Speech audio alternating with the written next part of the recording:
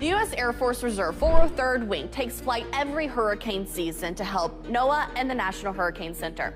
Their job is simple: get in, collect data, and get out.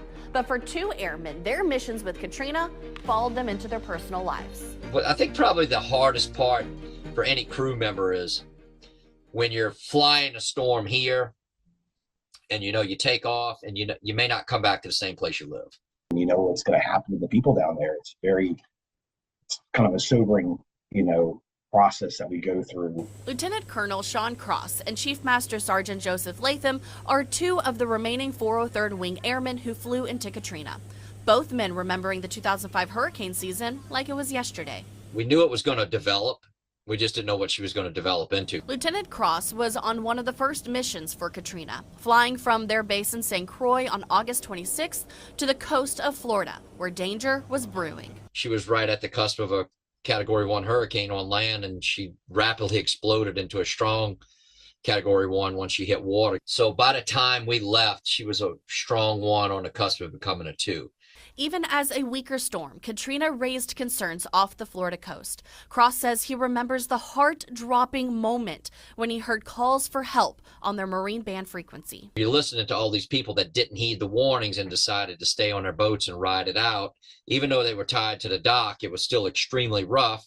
Some of them broke loose. Some of them were out over open waters and stuff. So, listening to these people calling for help and assistance from the U.S. Coast Guard, and it was pretty chilling to hear the Coast Guard say, keep us advised, we can't risk a cutter to come out and save you at this time. As the storm moves across the Gulf, Katrina is getting larger and stronger, and the crews are flying into Katrina around the clock. I'm dropping instruments into the storm and they're coming back with readings higher than I'd seen in 10 years. Latham has been a part of the 403rd Wing since 1994 and grew up in Bay St. Louis. He flew into Katrina twice, the first as a tropical storm, then 3 days later. The convection's intense, the wind speeds are crazy, and it's still strengthening. The mission where Katrina was upgraded to a Category 5. The storm rapidly intensified from a Category 3 to a Category 5 in a matter of 12 hours, and we had winds approaching 200 miles an hour. And it was on the Sonnes, the pressure was dropping rapidly. It was still intensifying. We got to get this right. If we don't do our best job, then, it's going to cost them. So down the line. Down on the ground, final preparations were being made, including for the airmen and their families. Reservists came in and flew the missions so the technicians could take care of their own property and make preparations to be able to fly another mission and then evacuate out. Day before the storm, we went north to Wiggins, Mississippi. So I rode it out with my future mother-in-law and future niece and 50,000 chickens. Planes and crews were diverted to Houston or evacuated to Dobbins Air Force Base in Marietta, Georgia. The 6-hour drive to Atlanta took over 13 hours for Latham because of evacuations. I do remember thinking, this would be the last time I drove through the base, last time I saw the beach. It could all be different.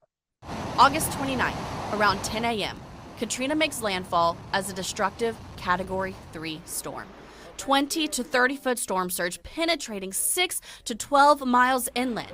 Towns like Waveland, Pass Christian, and Biloxi are wiped off the map. Keesler Air Force Base takes on around $1 billion worth in damage alone. We found within a couple days the base was unusable because of the damage. The 403rd Wing was forced to relocate to Dobbins for the rest of the hurricane season. We couldn't come back to Keesler until we got the all clear, and we didn't get that until sometime in the month of November. Latham and his family couldn't move back for an entire month. Cross's current home had 3 women ride out Katrina because they rode out Camille in 1969. This house took 5 feet of water. We were literally on furniture, floating. They said there was snakes in the house. There was a tree broke through the windows, came into the house, everything.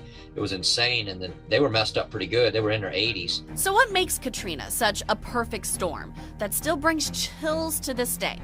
Well, you had bathwater sea temperatures, the storm was symmetrical like a buzzsaw, and it pummeled coastal communities at and below sea level at the perfect angle. You can prepare for 6 feet of water, mitigate that, but when it's, 15 to 30 feet in some areas, There's no preparing for that. I mean, everything is getting destroyed. And then it pushed all that water in Lake Pontchartrain and pressured the levees. So when those collapsed, that created that whole tragedy that happened in New Orleans. 20 years later, the 403rd Wing has improved their tracking with instruments both inside and outside the plane. They give you that hard data, that steering, that minute by minute steering, and now they're looking at it going, okay, now we've shrunk that evacuation zone to miles, not hundreds of miles. And the community is building back better. So it's like, well, we've lost everything I own. Well, we're still here. Kristana Kay, 16 WAPT News.